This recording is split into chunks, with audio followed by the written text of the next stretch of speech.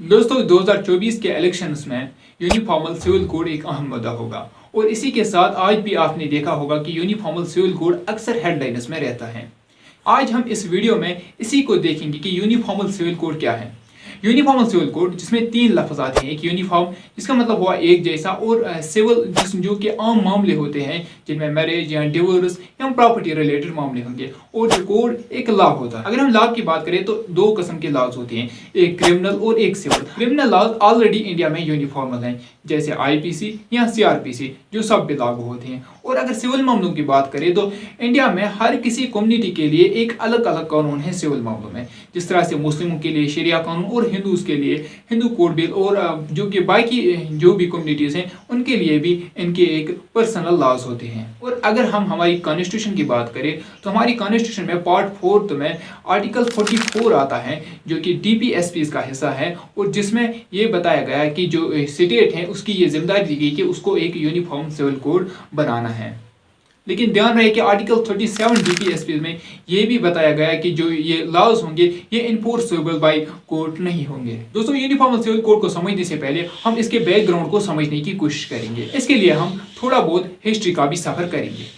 हमारी जो journey start होती है ये होगी औरंगजेब से। औरंगजेब जो 6th मुगल एम्परर था इंडिया में, शाहजहां और मुमताज का तीसरा बेटा था। 1658 से लेकर 1707 तक ये रूल करता है इंडिया में, और इसी बीच ये एक इस्लामिक लॉ बनाता है जिसको फतवाए आलमगीरी कहते हैं। इसको एक ग्रुप ऑफ स्कॉलर्स ने बनाया जिनका चेयरमैन था शेख निजामुद्दीन। हम यहाँ से फास्ट फॉरवर्ड करेंगे 1765 तक, जब ईस्ट इंडिया कंपनी को इंडिया में सिविल राइट्स मिले। क्योंकि जो ईस्ट इंडिया कंपनी है वो 16th सेंचुरी में यहाँ आई, लेकिन 1765 में उनको यहाँ पे सिविल राइट्स मिले। वैरेन हेस्टिंग्स जो पहला गवर्नर जनरल था बंगाल का 1772 से लेके 1785 तक, अपने टाइम में जब तक ये गवर्नर जनरल रहा तब तक इन्होंने बहुत सारे रिफॉर्म्स इंडिया में लाई। पहला रिफॉर्म था प्लान 1770। उन्होंने पहले बंगाल, बिहार और उड़ीसा के टेरिटरीज को डिस्ट्रिक्ट्स में डिवाइड किया, और हर किसी डिस्ट्रिक्ट को एक कलेक्टर रखा जो कि एक इंग्लिश कंपनी का सर्वेंट हुआ करता था। जो ये कलेक्टर्स थे उनको जजमेंट देने का भी अधिकार था, और इसके साथ साथ रेवेन्यू कलेक्ट करने का भी अधिकार था। और इसी के साथ यहाँ पे एक किस्म के अदालत बनाई गई जिनमें एक मुफस्सल अदालत थे और एक सदर अदालत थे। मुफस्सल अदालत ये एक तरह से डिस्ट्रिक्ट अदालत में हर किसी डिस्ट्रिक्ट में एक एक अदालत बनाया गया। मुफस्सल अदालत के दो किस्में थे, एक मुफस्सल दीवान अदालत और एक मुफस्सल निजामत अदालत। मुफस्सल दीवान अदालत हर एक डिस्ट्रिक्ट में एक अदालत बनाया गया। इनका काम था एक रेवेन्यू कलेक्ट करना और सिविल जस्टिस देना। जो भी सिविल मामले थे जिनमें मैरिज का मामला आता था या डिवोर्स का मामला आता था या प्रॉपर्टी रिलेटेड मामला आता था या रेंट वगैरह, मुफस्सल दीवान अदालत इन केसों पे जजमेंट देते थे। क्योंकि जो हर डिस्ट्रिक्ट में एक ही कलेक्टर था और वही कलेक्टर इन अदालत का जज बना, और इसके साथ उसको हेल्प करने के लिए जो यहाँ के जो लॉज थे उनको समझाने के लिए एक मुस्लिम मौलवी को और एक पंडित को भी रखा गया इसे हेल्प करने के लिए। इसी तरह से एक मुफस्सल निजामत अदालत बनाया गया जिसे फौजीदार अदालत भी कहा जाता है। ये भी पहले अदालत की तरह ही हर डिस्ट्रिक्ट में बनाई। जो पहला अदालत था वो सिविल मामलों और रेवेन्यू पे काम करता था, लेकिन जो ये दूसरा अदालत था मुफस्सल निजामत अदालत, ये खाली क्रिमिनल केसेस पे काम करता था। इसमें मुस्लिम लॉ ऑफिसर्स रखे गए, काजी और एक मौलवी रखा गया, और जो ये काजी और मौलवी था ये जजमेंट देते थे और इनको सुपरवाइज करता था कलेक्टर।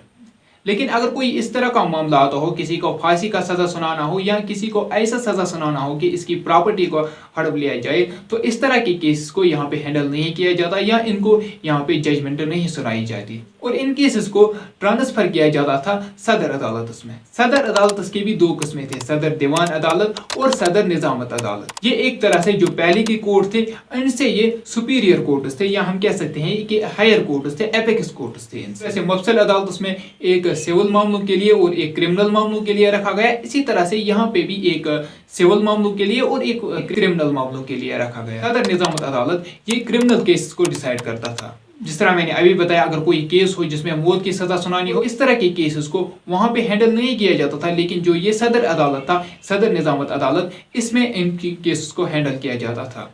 इनका एक इंडियन ऑफिसर जज होता था जिसको दरोगाई अदालत कहा जाता था। इन केस अगर कभी भी किसी को मौत की सज़ा सुनाई गई तो फिर जब वो वारंट बनाया जाता था, डेथ वारंट, उसको नवाब के पास लिया जाता था और वहाँ पे नवाब का साइन किया जाता था, जो निज़ामत का हेड होता था। और जो इसका जो जज था दरोगा अदालत, इसको भी इस वक्त जो हेल्प कर रहे थे एक काजी और एक मुफ्ती और इसके साथ 3 मौलवीज होते थे। इसमें दोनों तरह के केसेस सुने जाते थे। एक वो जो लोअर अदालत में पहले गए और वहाँ पे इनको इंसाफ नहीं मिला, या कोई इस तरह की जजमेंट थी कि जो वहाँ पे नहीं दे सकती, वो सदर अदालत में आते थे। और दूसरा, अगर कोई डायरेक्ट अपना केस सदर अदालत में लेके जाता था तो वहाँ पे इनको डायरेक्टली सुना जाता था। और जो दूसरे तरीके का अदालत था, सदर दीवानी अदालत था, इनमें भी सेम इसी तरह की फंक्शन थी।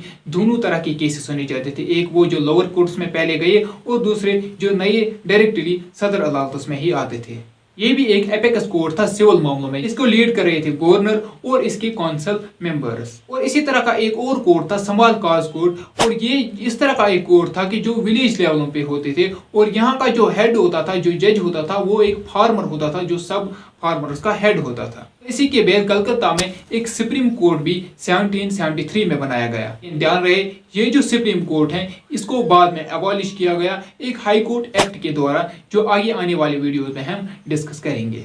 अब आते हैं और एक जुडिशियल प्लान पे जो 1774 में आया। अब जो पिछला प्लान था, इसमें जो कमियां रह गई थी उनको पूरा करने के लिए 1774 का प्लान लाया गया। ये प्लान भी वारन हेस्टिंग्स के द्वारा ही लाया गया। सबसे पहले जो इस प्लान के जरिए चेंज लाई गई, वो जो कलेक्टर्स थे उनको रिप्लेस किया गया एक इंडियन ऑफिसर के द्वारा, जिसको अमल या दीवान कहा जाता था। जो ये दीवान या अमिल था, इसको रेवेन्यू कलेक्टर बनाया गया और मुफस्सिल दीवान अदालत का जज बनाया गया। और इसी प्लान के जरिए बंगाल, बिहार और उड़ीसा को 6 डिवीजन्स में डिवाइड किया गया और हर किसी डिवीजन में एक हेड क्वार्टर भी रखा गया।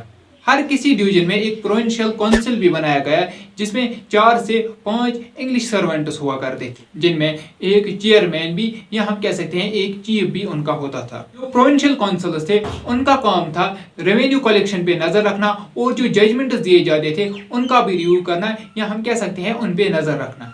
और इसी के साथ फिर 1780 में एक और जुडिशियल प्लान लाया गया, और इसके बाद आया जुडिशियल प्लान 1780। ये भी इसी गवर्नर जनरल के द्वारा लाया गया। इस प्लान के जरिए सिविल जस्टिस और रेवेन्यू कलेक्शन को पहले अलग अलग किया गया। जो अदालत थे उनका काम था सिविल जस्टिस का, और जो प्रोविंशियल काउंसिल थे उनको रेवेन्यू कलेक्शन करने का काम दिया गया। सितंबर 1780 में वारन हेस्टिंग्स, जो कि इस वक्त जो वहाँ पे सुप्रीम कोर्ट था, जो 1773 में बना था, इसके जो चीफ जस्टिस थे सर इल्जे इम्पे, इनको कहा सदर दीवान अदालत की रिस्पॉन्सिबिलिटी लेने के लिए। ये चीफ जस्टिस थे, उन्होंने इसको एक्सेप्ट भी किया। सदर अदालत को अब लीड करने लगे, तो उन्होंने साथ ही बहुत सारी रिफॉर्म्स भी इन अदालत में की। जो ये चीफ जस्टिस थे, उन्होंने सिविल कोड एक भी बनाया मुफस्सिल दीवान अदालत के लिए और सदर अदालत के लिए, और ये पहला सिविल कोड बना जिसे इंडिया में बनाया गया। इस कोड को फिर जुलाई 1781 में लागू किया गया। दोस्तों, इस वीडियो में हम यही तक रखेंगे। अगले आने वाली वीडियोस में हम इससे आगे बढ़ेंगे। अगर आपको ये मेरा काम पसंद आ रहा है तो वीडियो को लाइक कर लेना, और अगर चैनल पे नए हो तो सब्सक्राइब कर लेना, FB पे देख रहे हो तो फॉलो कर लेना, और हो सके तो आप वीडियो को शेयर भी अपने दोस्तों के साथ कर लेना।